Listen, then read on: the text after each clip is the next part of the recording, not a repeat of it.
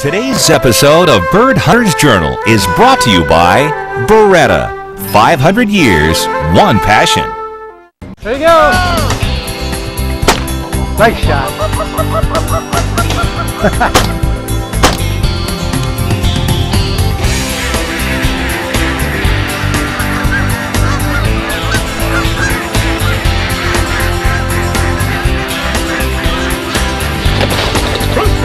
That was a sweet little drive right there.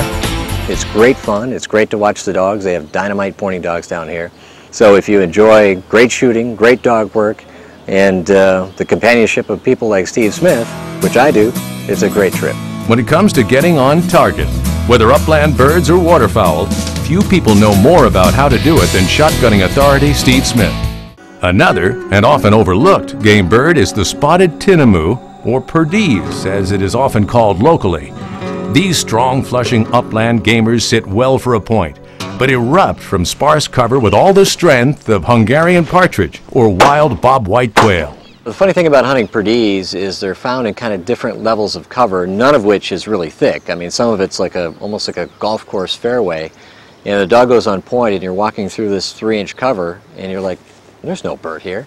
And then all of a sudden, out of nowhere, out of a little groove and a little tire track or something, up comes a bird. For Dorsey and Smith, it was a chance to exchange their Beretta autoloaders for double guns and join guide Hunter Schimpf as he worked one of Criddle's exceptional pointers through the pasture-like fields inhabited by the local tinamou populations. Right. He's got his mouth open. He's now breathing through his nose. That's right. When he starts puffing like he's got a cigar in his mouth, it's pretty serious. Remember, don't shoot the power line, Steve. One time you shoot one power line, you're branded for life. They have no sense of humor at all.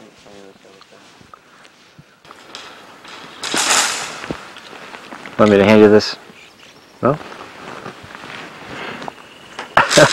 Look at that dog. Enter this dog in a Get ready, that thing's going to come out of here like...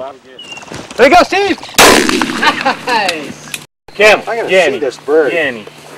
Let's have a peek at him, huh? Look at that. Isn't that a nice sized bird? It's about the size of a hun. Uh-huh.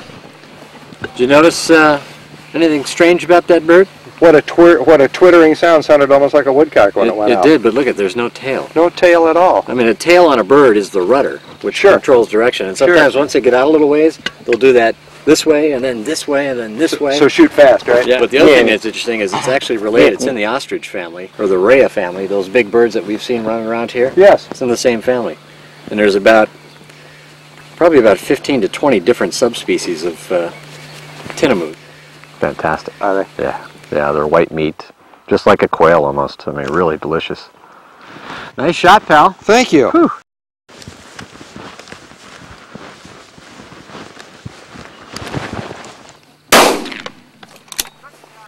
Boy, that bird sat tight. All right. The pointer breaststroke. There we go. Well, it's a little known fact they were crossbred with frogs. It just looks like Alabama Sam, my pointer. Except it's black woodcock cover ooze. Yeah, and then this. It's something you ought to really give a try to, because it's a different kind of hunting that a lot of people don't do when they come down here. It's not high volume. You're not going to come down here and shoot dozens and dozens of birds. I think the limit is 10 a day, and you got to walk for them, but it's worth it. They're just a great little gamer.